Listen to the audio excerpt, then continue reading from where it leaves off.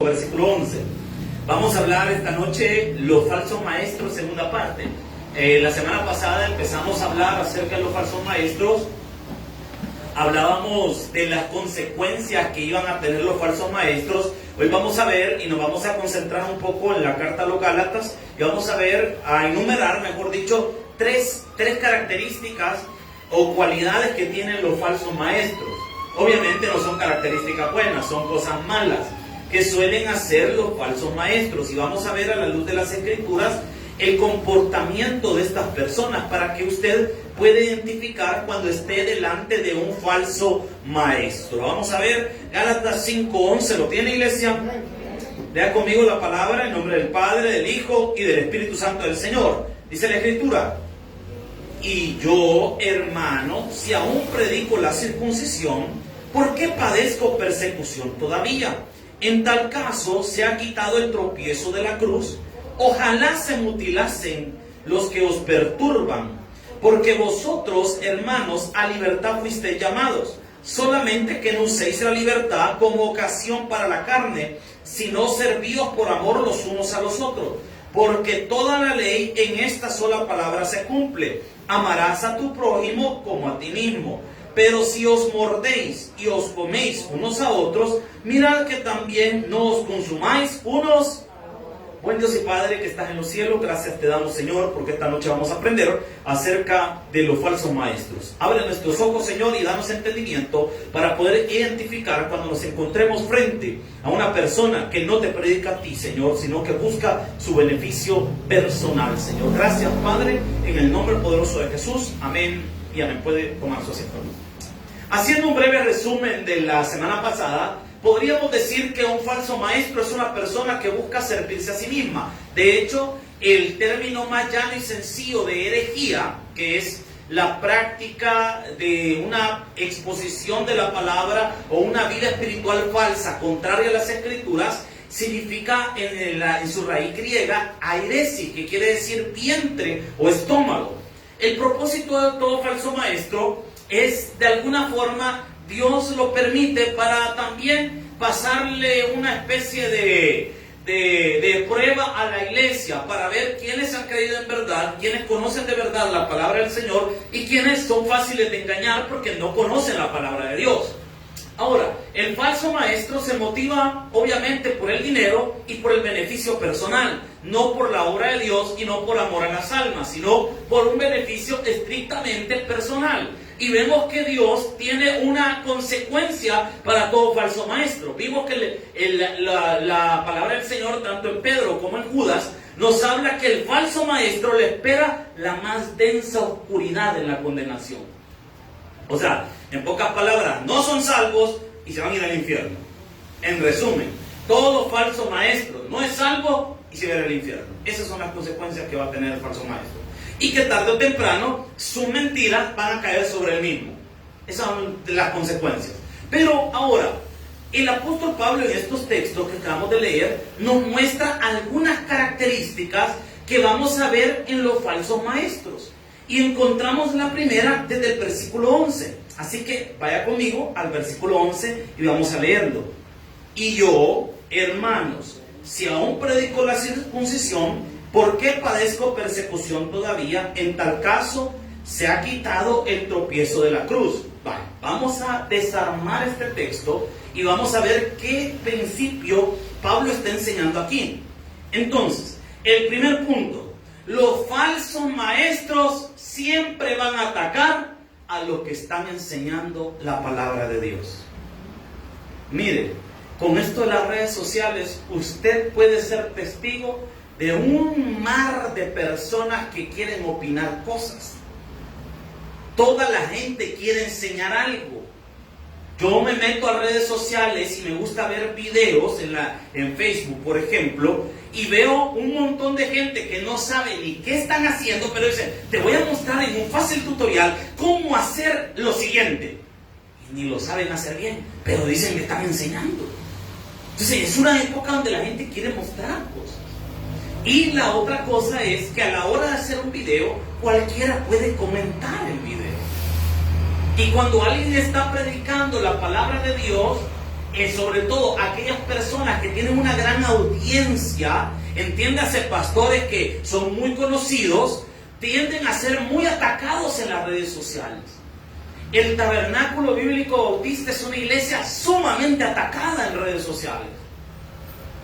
Yo le comentaba a mi esposa que es increíble. Sale una noticia y de repente siempre tenemos que salir a bailar los del tabernáculo. Y no tenemos nada que ver con eso, ni nada, ni por cerca. Pero ya sale a bailar la congregación. Y dicen, sí, con esos hermanos del tabernáculo. Eso no tiene nada que ver. De repente, Elon Musk compró Twitter y esos hermanos del tabernáculo. Y nosotros, ¿qué tenemos que ver usted? La gente ataca. Se puede ver cómo atacan a pastores como Lisandro Borges, que para mí es un excelente pastor, que lo atacan en redes sociales también. El pastor de la ELIN, por ejemplo, de ELIN Central, muy atacado, pero muy atacado de todas partes, y la gente critica lo que hacen las iglesias. Nuestro pastor general estaba hablando un día de esto y decía, el tabernáculo, si nosotros vamos a las cárceles nos critican, si no estamos en las cárceles nos critican, si vamos al hospital nos critican, si estamos en la iglesia nos critican. Trajeron hace poco a Amiel San Marcos para el 45 aniversario. ¿Y por qué trajeron a Amiel San Marcos? Hubieran escogido a alguien. ¿Qué la gente ataca? Pero sobre todo, los falsos maestros siempre van a atacar a la sana doctrina. ¿De qué forma los falsos maestros en la época de Pablo estaban atacando el ministerio de Pablo? Decían que Pablo predicaba que estaba la gracia, pero él en el fondo estaba enseñando la ley. Por eso es que dice Pablo, ahora tiene sentido este texto. O sea que la primera característica de un falso maestro es que siempre va a atacar a un verdadero maestro. El falso maestro siempre está atacando a cualquier persona. Y vea lo que dice el versículo 11. Y yo, hermanos, si aún predico la circuncisión, recuerde cuando Pablo dice predicar la circuncisión, está hablando de la ley. Entonces Pablo dice, si para ustedes yo todavía estoy predicando la circuncisión, vean la forma en la que Pablo responde. ¿Por qué padezco persecución todavía? Recuerde que en el tiempo romano, para esto tenemos que retroceder el tiempo y irnos a la Roma de la época de Pablo. Las religiones oficiales eran el paganismo, el politeísmo. La palabra pagano significa del campo, porque el paganismo son todas esas religiones que tenían que ver con la tierra, adorar al sol, la luna, todo eso es paganismo. Y el politeísmo es la idea de que existen muchos dioses. Entonces, para el romano, las religiones eran politeístas y de carácter pagano. Y el judaísmo era una religión oficial en el Imperio Romano, pero el cristianismo no. Entonces, la gente perseguía a los cristianos porque ser cristiano en la época de Pablo era un delito y lo metían preso. Por eso Pablo dice, si yo estoy predicando la ley, ¿por qué me están persiguiendo todavía? Mire, no se vaya a sentir mal si ahora que usted está en la iglesia, la gente le critica por estar en la iglesia. ¿Y qué vas a ir a hacer a la iglesia? Si hoy es miércoles, quédate en la casa. Si es miércoles de pupusas, quédate en la casa. ¿Y qué vas a ir a hacer? Y no tienes otra cosa que... ¿Y qué tanto pasar en la iglesia? No hay que ser fanático, dice la gente. Empiezan a atacarlo. Si usted de repente la gente lo ve, que usted está cambiando, siendo diferente, la gente empieza a criticarlo. Porque dice, mira, este ya santurrón se cree. Si este es la pica de santo. Si este se cree no sé qué. Y la gente va a atacarlo a usted. Pero le digo algo, hermano, no se salga de su fe en Dios, aunque la gente le ataque, aunque nos pongan apodos, aunque nos digan lo que sea, que solo pasamos en la iglesia, que ya nos lavaron el cerebro. Usted dígale a estas personas, a mí no me han lavado el cerebro, a mí me lavaron el corazón y fue la sangre de mi Señor Jesucristo. Dígale eso a la gente. La gente siempre busca opinar. Mire, si a usted lo ven en las redes sociales, por ejemplo, con una gran botella en la mano diciendo que está celebrando, un montón de me encanta le va a dar la gente. Pero si usted sube una imagen que está orando, usted levantando las manos orando, ¿qué va a empezar a opinar la gente? Hipócrita, sinvergüenza, no tienes nada que hacer. Porque la gente siempre, la maldad va a querer atacar lo bueno. Y cualquier cambio que usted quiera hacer, siempre va a haber gente que va a hablar mal de usted. No se le olvide esto, hermano. Primero, cuando usted comienza a venir a la iglesia, la gente lo va a criticar por estar en la iglesia. Sea la iglesia que sea, si se predica ahí la sana doctrina, lo van a criticar. ¿Y por qué? Ya te hiciste tobista, le van a decir a usted. Ya te hiciste tabernaculoide. Ya te hiciste de lo del taber. Ya te hiciste de... Le van a decir un montón de cosas. Lo van a criticar por venir un miércoles. Lo van a criticar por venir un jueves. Lo van a criticar. Esa es la primera fase. La segunda fase es que usted le va a caer mal. ¿Por qué? Porque usted está buscando cambiar.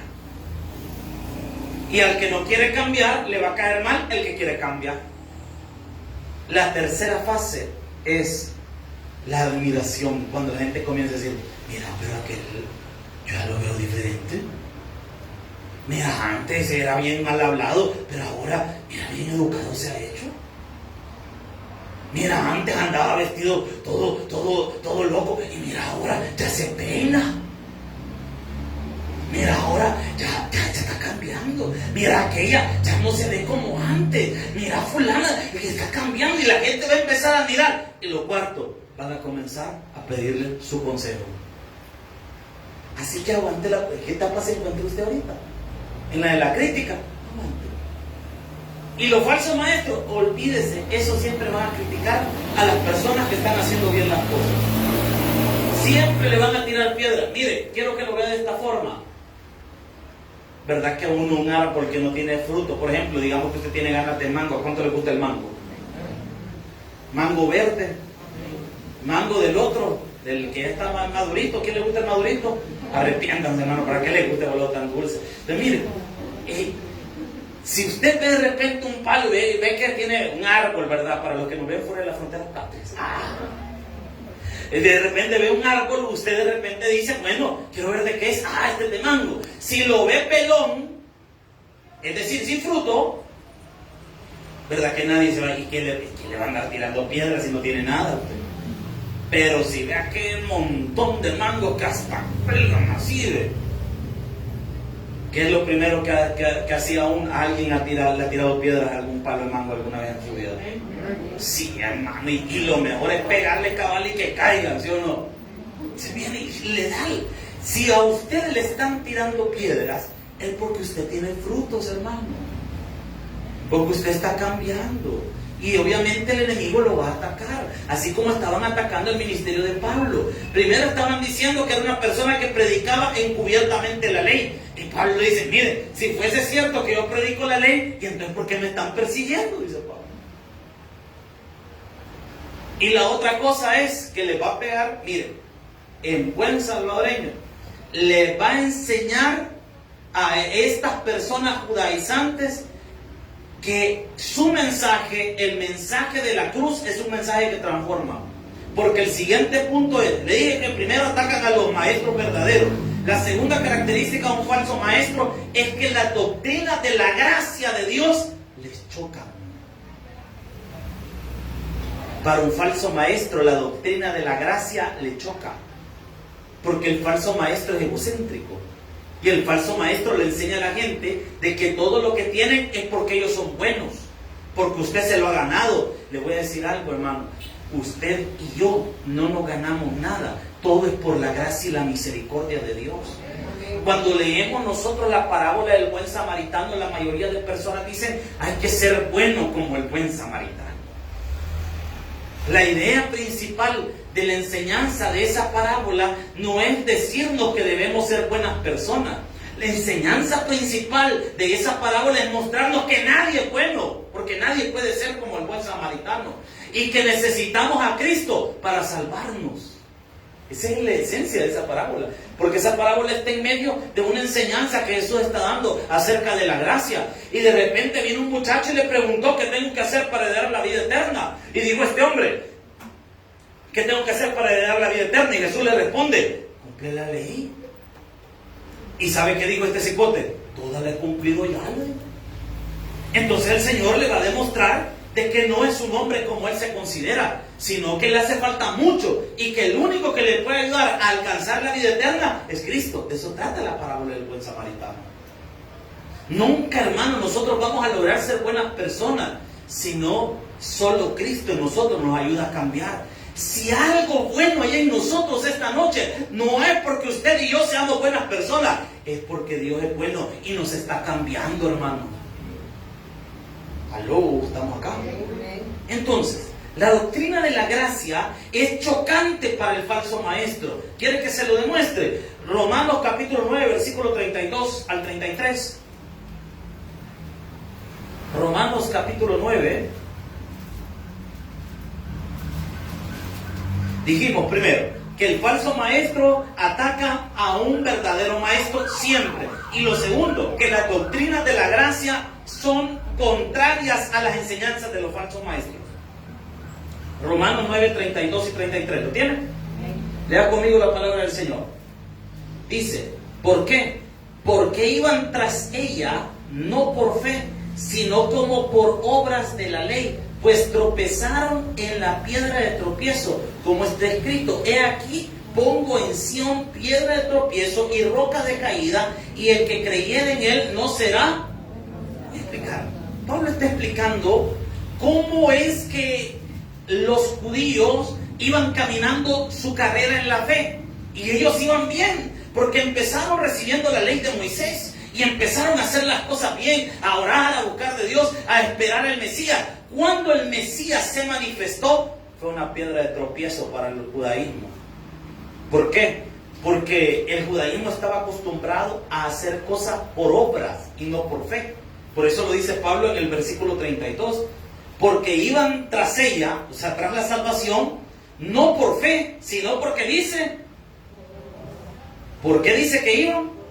Por obras de la ley, pues tropezaron en la piedra de tropiezo. ¿Por qué para el judío le fue tropiezo el mensaje de Jesús? Porque el mensaje de Jesús son las doctrinas de la gracia.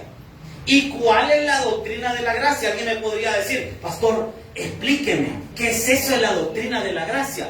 Está perfectamente ejemplificada en Romanos capítulo 3, versículos 23 y 24.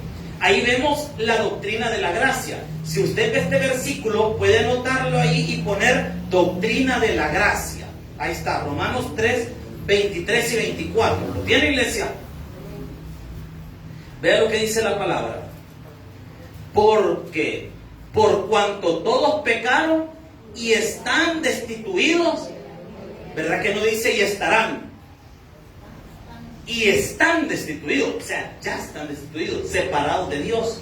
Y aquí está, la primera parte de la doctrina de la gracia es que todo hombre está distanciado y separado por Dios por naturaleza. Y el versículo 24 nos explica la gracia de Dios. Dice la Escritura: siendo justificados, como dice, gratuitamente. O sea que el mensaje de la gracia no es por obras, es por gracia, es un regalo, es algo que no merecemos, es algo que no podríamos pagar, es un regalo, dice la palabra. Por gracia mediante la redención, que es ¿en quién? La redención no es por el hombre, la redención es por Cristo. Entonces el judío iba bien. Imagínense al judío como una carrera. Y van en un estadio corriendo en círculo. Y va el judío corriendo con todo. Y va adelante y va avanzando. Pero de repente llegó un obstáculo. Y ese obstáculo se llama gracia. Donde no hay que hacer ninguna obra para salvarse. Simplemente creer que Jesús en la cruz del Calvario pagó toda nuestra deuda. La doctrina de la gracia tiene algo bien extraño. Es tan fácil de entender, pero a la vez tan difícil. Es tan fácil de salvarse, pero a la vez tan complicado. ¿Por qué? Es fácil salvarse. ¿Haciendo qué? Orando y pidiéndole al Señor que entre en su corazón. Amén o no amén. Pero es tan difícil porque eso significa que yo no tengo ningún mérito. Y al hombre le encanta llevarse el mérito de las cosas.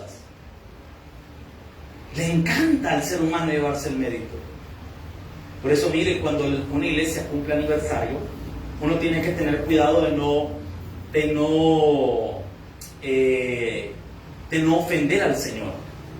Porque yo he escuchado aniversarios que hasta aquí hemos llegado nosotros, con nuestra fuerza. Ay, hermano, si viera, esta iglesia a nosotros nos ha costado. ¿Quién se está llevando la gloria? Los hermanos. Porque esta iglesia a nosotros nos ha costado. Esta iglesia no te costó, papito. El que pagó en la cruz del Calvario fue Jesucristo. El que hizo todas las cosas es Jesús. Entonces, a veces la gente empezamos a llevarnos la gloria, porque el ser humano por naturaleza se quiere llevar la gloria. Hermano, yo lo veo que usted es un hombre bien entregado a la obra de Dios. Y ya empieza el ego.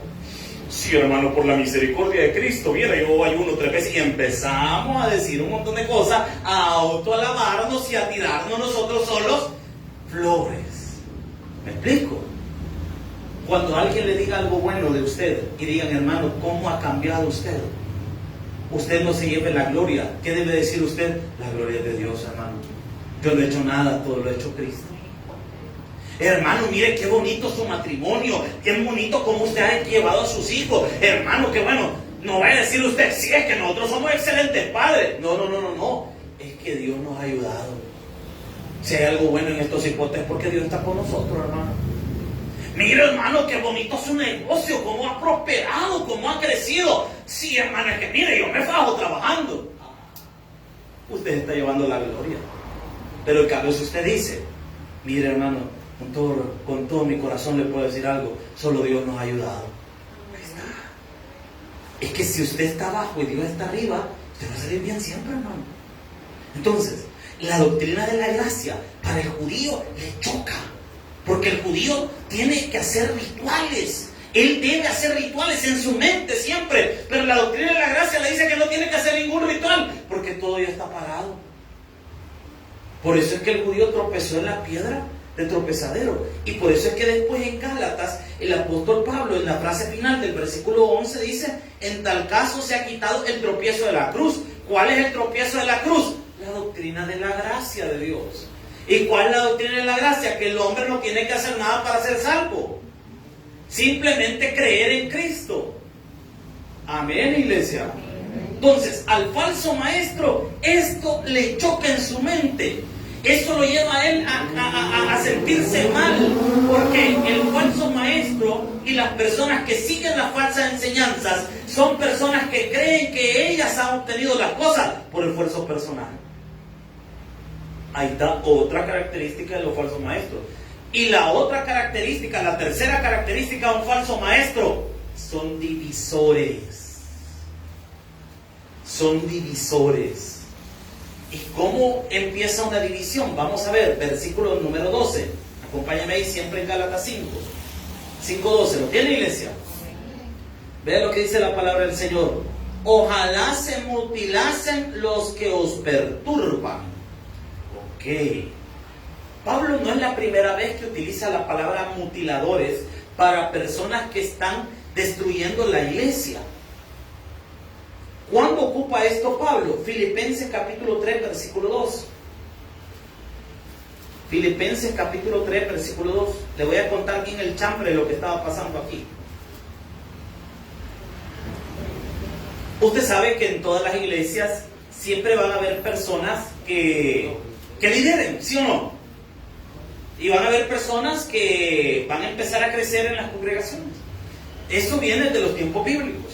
Pues resulta que en la iglesia de Filipo habían 2 mujeres. Una se llamaba Evodia y la otra Síndique.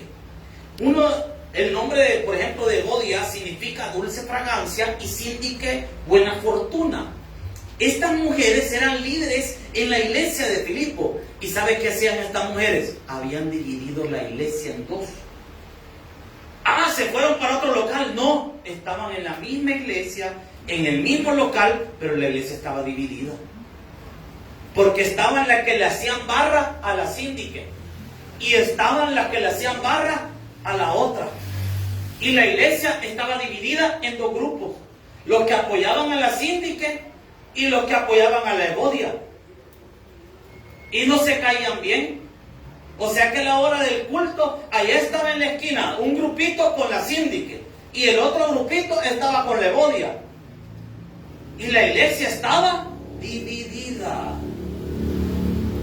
O sea que estas dos mujeres competían en la iglesia. El domingo, que es el día en el que uno suele venir más guapo a la iglesia, ¿verdad? Aunque algunos siempre andamos así, hermano, y es cuestión natural, ¿verdad? ¿Me entiendes?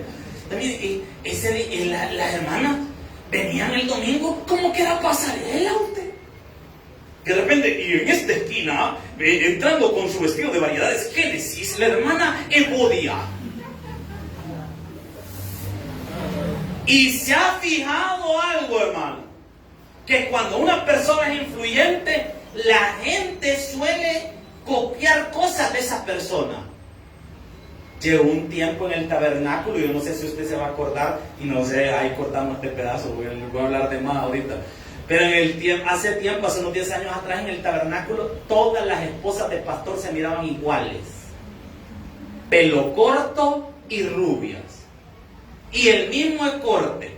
O sea que yo imagino quizás iban al salón y decían, hermano, ¿y usted a qué se dedica? Soy esposa del pastor. Ah, pues ya sé cómo quiere el pelo. Espérenme, le voy a cortar. Todas se miraban iguales usted. Porque la esposa del pastor, allá general, se vestía así y se cortaba el pelo así. Y todas se cortaban el pelo igual. Como que las fabricaban en serie. Igual en el caso de los pastores. Usaban la misma forma en que se vestía el pastor fundador, así andaba todo. Ahora, el pastor que se vistió y todos quieren andar igual. Porque obviamente la influencia del liderazgo en la iglesia es fuerte. Qué bonito cuando hay una sola cabeza, pero cuando tenemos dos. Entonces, entraban todas las de la Evodia junto con la Evodia. Y venían todas las señoras. Se sentaban en su esquina. Y de ahí, de este lado, tenemos a nuestra hermana Cindy, que esta semana ha visto un vestido de mega vaca, ¿verdad? Y tenía la iglesia dividida. Qué complicado para el pastor de Filipos poder dirigir una iglesia que está dividida, que no tiene una misma visión, sino que tiene una visión dividida. De hecho, eso es división, dos visiones. Y tenemos a dos personas que están caminando y llevándose a la iglesia en medio.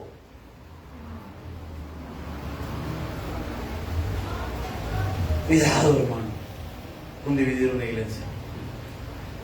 Dividir una iglesia no es necesariamente llevarse a un grupo de gente y abrir un nuevo local. Eso no es necesariamente dividir una iglesia. Hay iglesias que están en el mismo local y están divididas.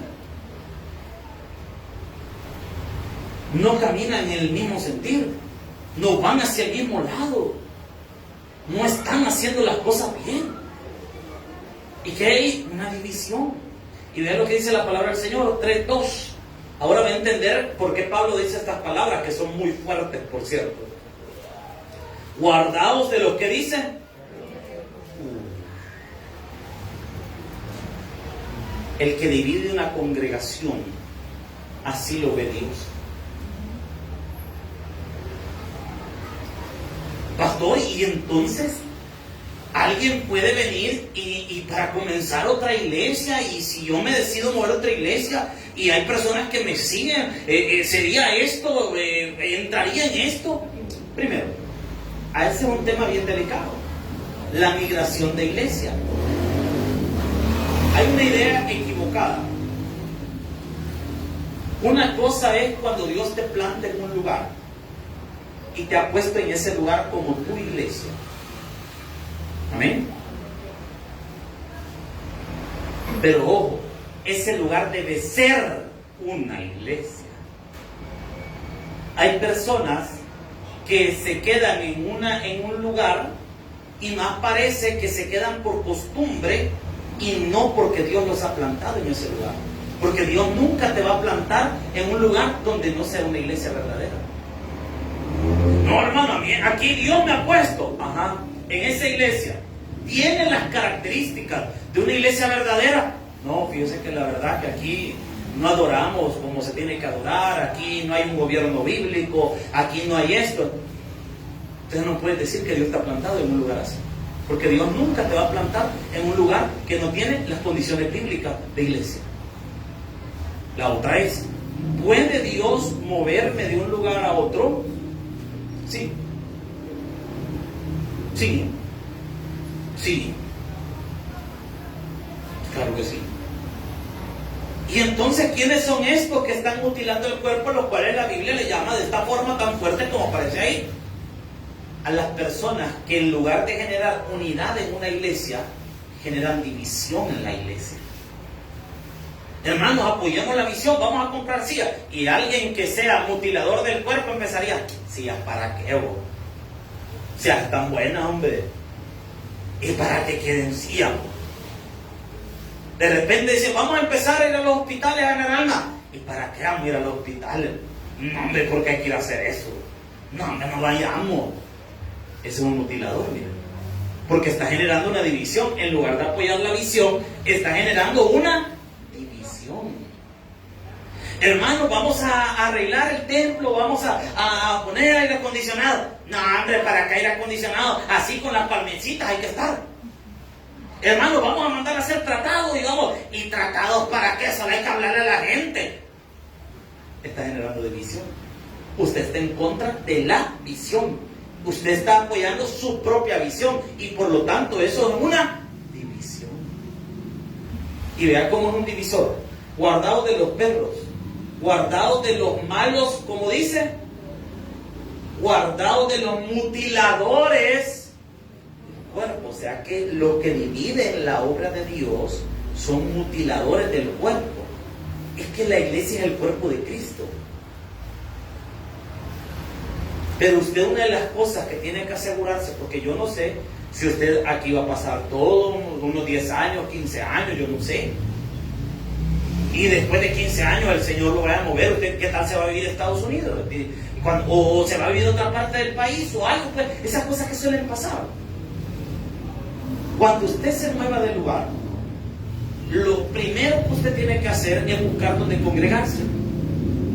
Lo segundo que tiene que hacer es asegurarse que ese lugar donde se va a congregar sea iglesia. Que sea una iglesia bíblica. No es que ahí dice que es la iglesia de los santos del último día, es iglesia. Vea lo que enseña. Cómo se ejerce el liderazgo en esa iglesia. ¿Cómo se gobierna esa iglesia? ¿Cómo se trabaja en esa iglesia? ¿Es conforme a las escrituras? ¿Me estoy dando a entender, iglesia? Eso es muy importante que usted lo sepa, porque usted no sabe qué le depara el Señor para su futuro. Usted no sabe qué es lo que tiene de Dios para sus planes para usted. Como puede ser, hermanos, que a muchos de ustedes el Señor los vaya a dar aquí. Es más, hasta pueden cambiar hasta de pastor y usted va a seguir adelante y Dios lo puede tener, como puede ser que usted no sabe más adelante. Usted tiene que estar preparado. ¿Y cómo estoy preparado? Debo estar seguro de estar en una iglesia. Dios no te va a plantar en un lugar que no sea una iglesia verdadera. Es que Dios aquí me ha llamado. Si ahí no se adora a Cristo y no tienen las doctrinas de la Biblia, Dios no te ha puesto en ese lugar. ¿Me está siguiendo la iglesia? Siguiente característica de los falsos maestros. Voy avanzando por cuestiones de tiempo. Versículo número 13 de Gálatas. Gálatas 5:13.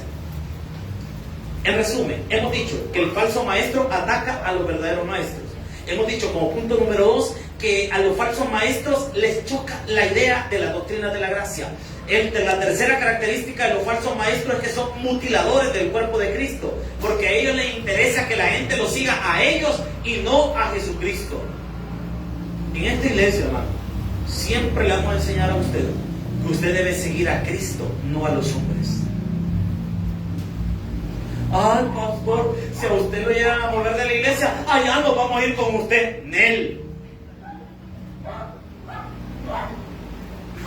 Imagínese que me muevan para la frontera. Ay, no, pastor, allá vamos a ir con usted. Nel, ¿sabe qué vamos a hacer? Lo voy a traer y, como decía mi pastor, lo voy a dejar amarrado usted aquí en la iglesia con la silla.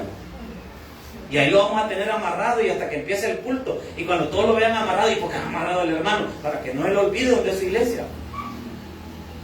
Porque usted no tiene que andar siguiendo hombres.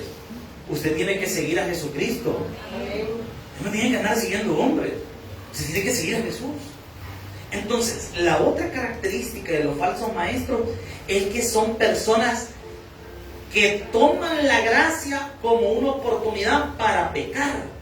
Y vean lo que dice la palabra del Señor, 5:13 de Gálatas. Porque vosotros, hermanos, a libertad, ¿qué dice?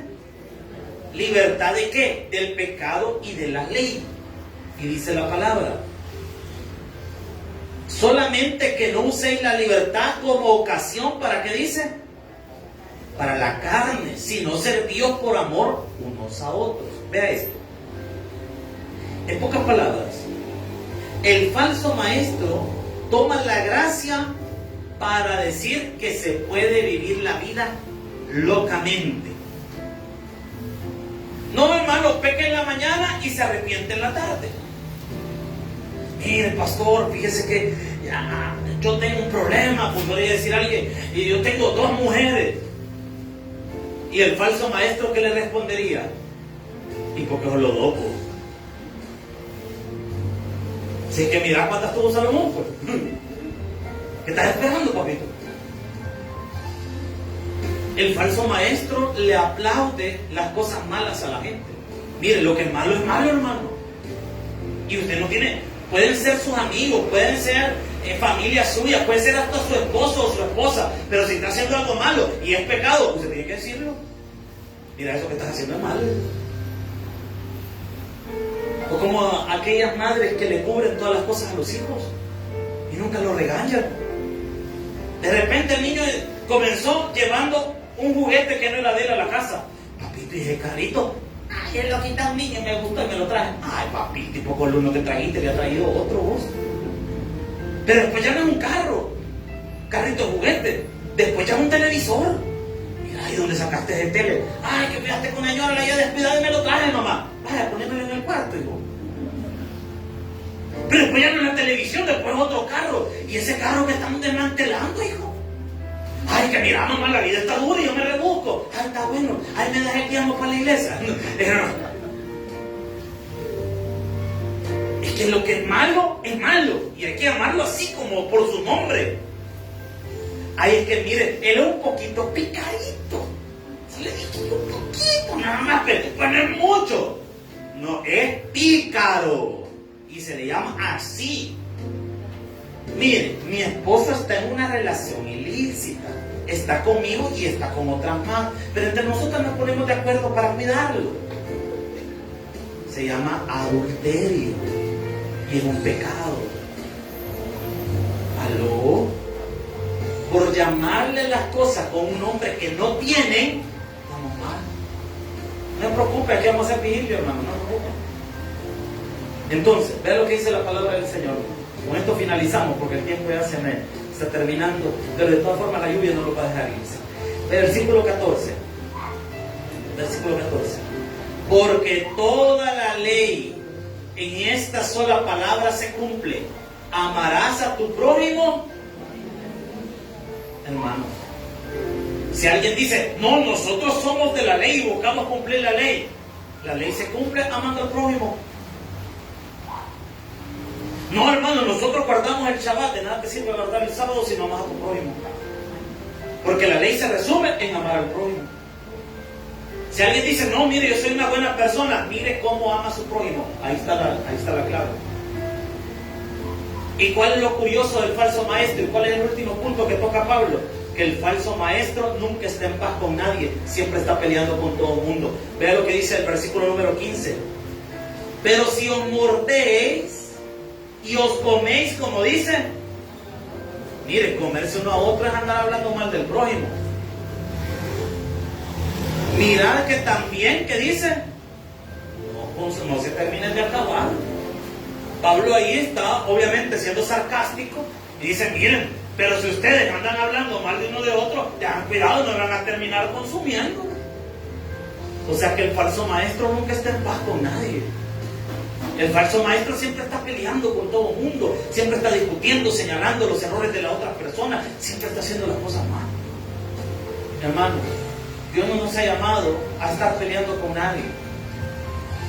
Pero hermano, mire, y la gente que anda en la secta no son nuestros enemigos, hay que ganarlos a Cristo. Es que mire, yo he escuchado pastores criticar mucho a la gente, por ejemplo, a la gente de la iglesia tradicional. Es que los de la iglesia tradicional, que los de la iglesia tradicional. Hermano, con todo respeto, amado, no son nuestros enemigos. Son gente que necesita conocer a Jesús. Y usted debe enseñarle a Jesús de buena forma. Estamos acá, iglesia. Nosotros no estamos llamados a andar peleando con nadie. Estamos llamados a que todo el mundo conozca a Cristo como Rey de Reyes, Señor de Señores. Regalemos un fuerte aplauso, Señor. Vamos a orar. Bendito Dios que estás en los cielos. Gracias te damos, Señor, por tu palabra. Gracias por lo bueno que tú eres. Gracias porque tú eres fiel, porque tú eres verdadero. Gracias, Señor, por tu fidelidad y tu amor. Te suplicamos esta noche, Señor, que nos ayudes. Que dejemos, Señor, a un lado las críticas y de estarnos acabando unos con otros. Ayúdanos, Señor, a no hablar mal de nuestro prójimo, sino amarle, respetarle, cuidarle, servirle. Ayúdanos, Señor. Oramos por aquellas personas que están pasando momentos difíciles en su vida, en su familia. Oramos, Señor, para que todos podamos tener paz y tranquilidad. Señor, oro por los hermanos y hermanas que están este día en la iglesia. Te pido por ellos, por sus familias y por sus vidas. Oro, Señor, para que tú hagas la obra en todos nosotros y nos permitas, Señor, seguirte y aprender más de ti. Gracias, Padre, por lo bueno que tú eres. Ayúdanos, Señor. Te pedimos, Señor, por nuestra semana. Que esta semana sea una semana de mucha bendición. Laboralmente, familiarmente y sobre todo espiritualmente. Gracias, Padre, por este privilegio, pero también oramos por los amigos. Si hay alguien esta noche que no ha recibido a Jesús, te pido que en este día puedas ponerte de pie y venir a Cristo. Así oramos también por los hermanos que nos ven a través de la transmisión. Te pedimos en esta hora que puedas entregarte a Jesús, que aceptes a Cristo como Señor y Salvador personal. Si tú nunca lo has recibido y has escuchado este mensaje, por favor, recibe a Cristo como tu Señor y Salvador personal. En Cristo Jesús lo pedimos todo creyendo. Amén y amén. Regálale palmas al Señor.